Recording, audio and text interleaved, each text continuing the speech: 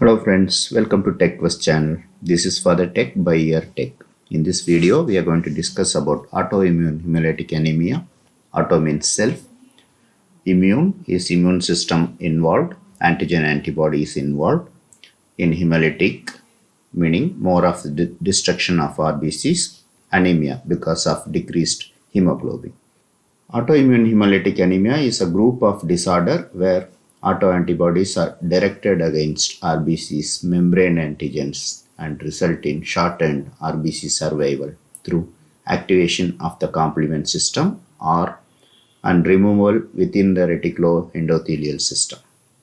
Classification of autoimmune hemolytic anemia. Warm autoimmune hemolytic anemia, which reacts in the warm temperatures. Cold agglutinin disease, mixed type, that is warm and cold. Proximal cold hemoglobinuria and drug-induced hemolytic anemia. First we'll see warm autoimmune hemolytic anemia.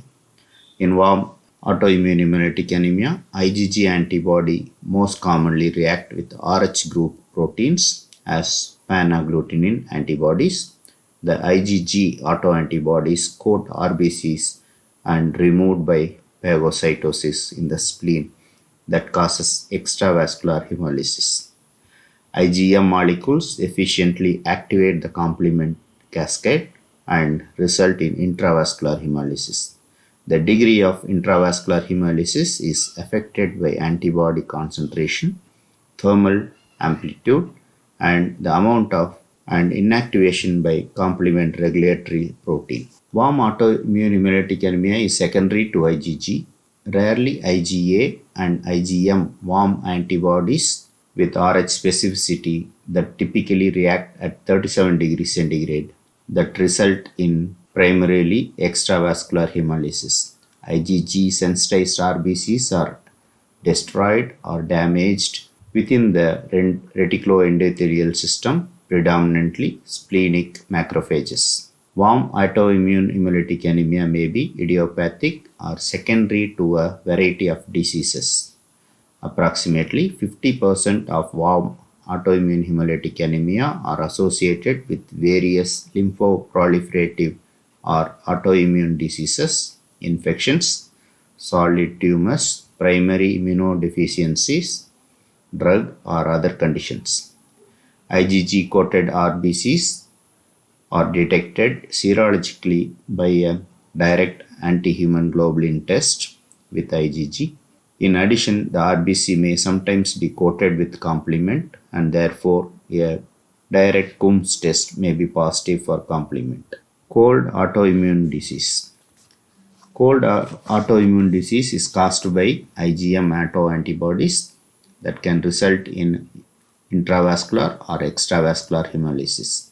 RBCs are in the cool peripheral circulation for a short time period and then the IgM dissociates when the RBC is warmed in central circulation. The short time period may only be sufficient to activate the complement cascade to the coating of complement 3B.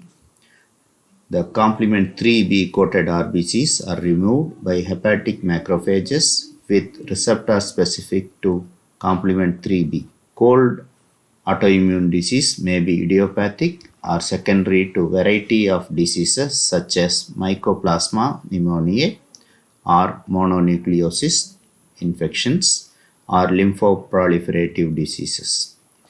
Primary cold agglutinin disease seen in elderly patients and secondarily is seen children and young adults. Combined cold and warm autoimmune hemolytic anemia. When a patient has serological findings characteristic of warm autoimmune hemolytic anemia and has a cold autoimmune disease, the IgG warm antibodies are more pathogenic antibody and therefore treatment are similar to those with warm autoimmune hemolytic anemia. Depending on the titer and thermal amplitude of the cold autoantibody, a combination of serological techniques used for patients with mixed autoimmune hemolytic anemias. Paroxysmal cold hemoglobinuria occurs due to the formation and activity of donut Landsteiner antibody, a biphasic IgG antibody that binds to autologous RBCs at low temperature and initiate complement activation. But intravascular hemolysis does not occur until the RBC with the antigen antibody complex warm to 37 degrees centigrade. Patients have negative antibody screening and does not interfere with pre-transfusion testing above 20 degrees centigrade. Paroxysmal cold hemoglobinuria may be idiopathic or secondary to viral infections or syphilis. The clinical manifestations of paroxysmal cold hemoglobinuria is an acute intravascular hemolysis. Drug-induced hemolytic anemia. Drugs sometimes induce the formation of antibodies either against the drug itself or against RBC antigens that may result in positive direct Coombs test with or without hemolysis. Some of the antibodies produced require the presence of the drug dependent for their detection and or destruction. Others do not drug dependent. The clinical manifestations of drug induced hemolytic anemia are variable. The patient having hemolysis after a drug often have a history of prior administration of the same drug and therefore previously formed antibodies. These are most often associated with an IgG antibody with Rh specificity. The drug binds to the RBC membrane and the antibody is largely detected against the drug itself or against a metabolite of the drug. The hemolysis occurs as a result of a drug anti-drug immune complex binding to the RBC. Cephalosporins may react by this mechanism. Usually, direct Coombs test is positive for complement only, but IgG can be present.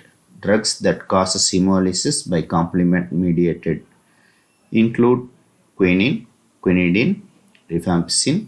Extravascular hemolysis may occur with prolonged high doses penicillin therapy, cephalosporins, and tetracycline.